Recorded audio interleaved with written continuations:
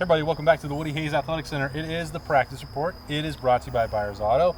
And Ohio State is now 1 day closer to traveling to beautiful New Jersey to take on Rutgers. 3:30 on Saturday. That's Spencer Holbrook, Tim A, Jeremy Birmingham, and I am Austin Ward. As we get right into it, another day of practice, another day for CJ Stroud to work through the shoulder injury, make sure that he's cleared and ready to go. No definitive word from Ohio State about the health of that at this point. Not that anyone should have been expecting one, but it certainly still appears, Berm, like he's trending towards starting. And you heard Garrett Wilson, among several of the Buckeyes, talking tonight about how good he looked, how much that week off helped him. Maybe also how difficult it was for him to arrive to that conclusion that he also needed it. Garrett told me that he, had told him, hey, it's a long season. Make sure that you're right. And that seems like it's working. Yeah, right now it's a quarterback non-traversy. You know what I mean? Like, wow. There is. I like that. There is no reason to worry about it. There is no reason to say this guy should play or this guy should play. Ryan Day put that to bed on Tuesday. If CJ Stroud is healthy, he's the quarterback. So, the Buckeye team needs that, I think. You can't enter the real meat of the conference schedule having those sort of questions. There's already enough questions at other positions and defense and the linebacker room and everything else that you have to put that to bed. And so I think seeing CJ out here, he looked fine. He looked like a guy who'd been sweating, so I think he was working out, and we don't get to see it, but he had developed a perspiration. So I think that it's a sign that he's ready to go. That's one of the best practice observations that we can give you when they come back in. If they're pretty sweaty, they probably worked. We all talked about the quarterbacks yesterday. So Spencer, those other issues that Berm talked about, what did you learn from the Wednesday night media session that informs what might happen on Saturday? Well, Jerron Cage seems pretty confident that the defensive line is kind of back on track. He had a lot of good things to say about Tyleik Williams. I think Ronnie Hickman's more in the same boat too. I think this defense is coming in with a lot of confidence. When you have what happened against Oregon, then you're allowed to go back and play against a Tulsa team and an Akron team that just, aren't very good offensively. That's a good time to gain some confidence, and I think that's my main takeaway from tonight is this defense, for all of its warts early in the season, built a little bit of confidence that you kind of need to go into Big Ten play. Now you can go in there, you can start to kind of build on what you've done against the bad teams and take that and translate it into some production against good teams. I know Tim was just looking for stock tips from Travion Henderson. So. Hey, dude, he and I both bought Neo low. That's all I know, and I'll give you that tip right now. I like him more and more. Isn't it too late? I like him more and more every time we talk to him and every time you watch him play. So that's the to know this young man was planning for his future years ago, financially, et cetera, just to, get into the stock market, learn some things about it, and things like that. I mean, that's just, to me, shows a little bit of the depth of this young man. He's not just out there running the ball through big seams opened by DeJuan Jones, et cetera, who I'm writing about later this week, but I digress. But the bottom line is, Travion, he's an interesting dude because, just dealing with us, he's pretty much the same guy he was 3 or 4 weeks ago, or even back in the little bit of spring when you had a little bit of interaction with him. When he was on my podcast, he was an interesting interview, and he hadn't really changed yet.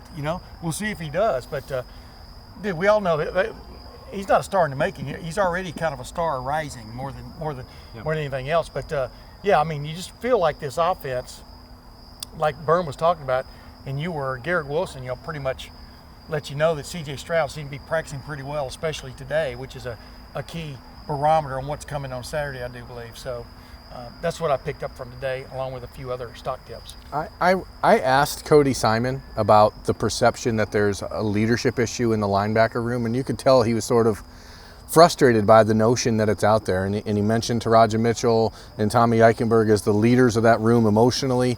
He talked about how difficult Saturday was for those guys with what happened with Kayvon Pope, but you can tell that this is a group of guys that is trying so hard to focus on getting better at football that they get really frustrated when there's so much exterior gobbledygook happening. And I continue to be just more and more impressed by, as Tim's saying about Travion Henderson, but Cody Simon, Ronnie Hickman, these are guys who are really just evolving and into leadership roles, and it's kind of cool to watch it from 4 weeks ago to now, because you're starting to see the real cream of the crop take over inside of the locker room. And that's why Cody Simon could be a leader in this group, because we've seen him come off the field a few times with that shoulder he's got that's all strapped up and stuff, and yet he gets right back out there. And so that's a guy who's playing with a lot of toughness along with everything else, and we're seeing him improve right in front of our eyes from week to week. And I think the leaders are there. Sometimes you just kind of have to let things settle, you know, and I think that's what we're seeing on that defense. Ronnie Hickman's definitely stepping forward, agreed. I mean, just as a playmaker, as a leader, as a guy that you can kind of like bank on, he's kind of do his job. Cody Simon's kind of trying, you know, basically rising a little bit like that, you know, and in the middle, Haskell Garrett, and then Tyleek Williams, you know, like we talked about, freshman of the week. Tyleek Williams, Denzel Burke, one of those guys is next in line, I do believe. Yeah, and we'll see if that can be supplemented or complemented by some of the veterans that missed last week, particularly on that defensive line that we're talking about. Yeah. It's a chance for Tyreek Smith to potentially get back. Javonte Jean-Baptiste, Teron Vincent, these guys have now, I mean, like it or not, they weren't producing at the level that was expected of them. And then if you're hurt, obviously you can't at all. But they had to watch what happened when they were not available. Cam Brown also, and the rise in production from that defensive line.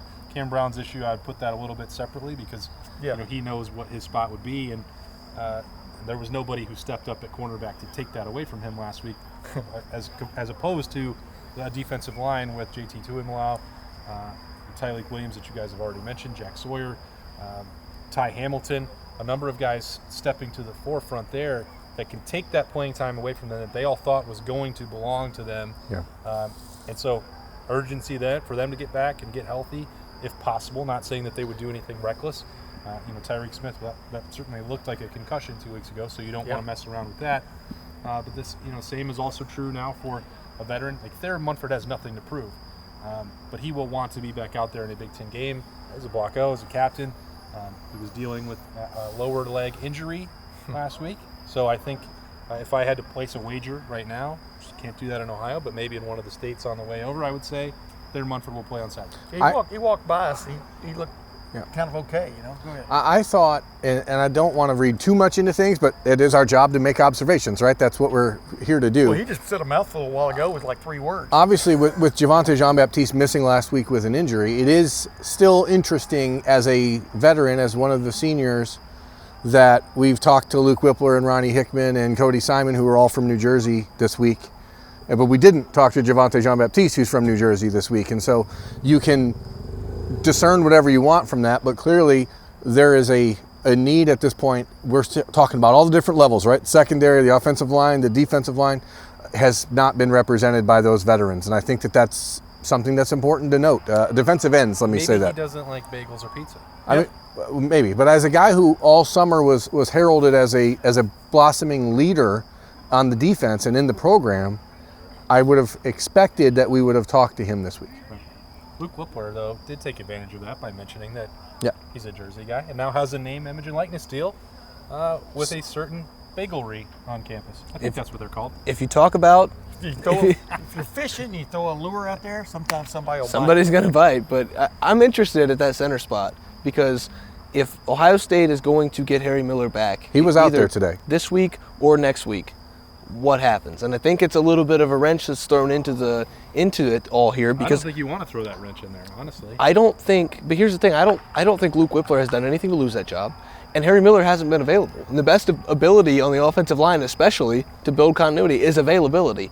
And so it's interesting because everybody talked about Harry Miller as the bona fide starter in the room heading into what we thought was going to be a breakout year for him.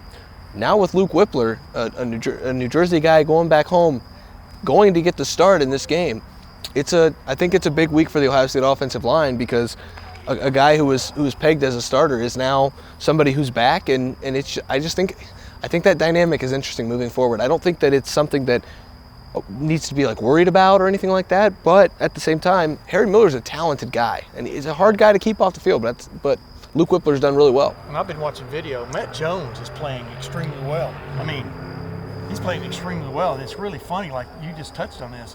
You got this offensive line. You got to get Thayer Munford back in the lineup if he's ready to go, right? I mean, he's one of the best linemen in the country and stuff. But you know, they have built depth in this thing. But you've got guys who have played now. They want to keep playing, and whether the competition, whether iron does sharpen iron, I think we're going to find out. You know. That's going to be one of those juggling matches, one of those many things that keeps Ryan Day up all night, not just at night. You know what's better than having 5 really good offensive linemen? 10. having 10 really good offensive linemen. Sound like Urban Meyer there. But we've talked about. I Chance to go 2-0. Right, we can't say that in August it's great for them to have the depth and versatility and they can do whatever they want. Right. And then say that it's suddenly going to be a problem for them. I'm Right. not saying that that's what either of you two were suggesting. No. But, you know, Luke Whippler took that job and has run with it for 4 weeks. And, you know, I don't know when the opportunity would come for Harry Miller to take that back from him. And Spencer, you also asked about, you know, the chemistry and not wanting to disrupt that on Tuesday, and it was more in reference to Matt Jones. But, you know, if it's hard to see how you don't put your best players out there and the ones who've been out there consistently. So they've already shown that they would do that in creative fashions with DeJuan Jones and Paris Johnson at guard.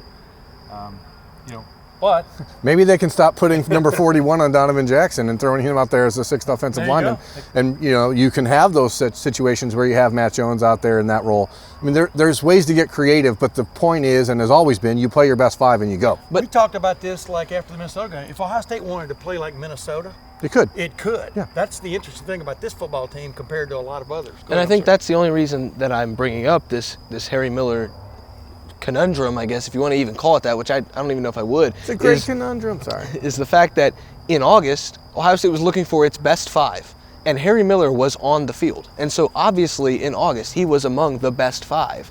And when you declare best 5 in the preseason, that sometimes changes throughout the season. And I think Luke Whippler right now is one of the best 5. He's proven that he can do it at a very high level for, you know, a 4-game sample size. I think that's enough to know that he's able to do it. Yeah. And so it's just interesting now that one of the original best 5 is back to being available at some point here in the next, you know, either this week or next week.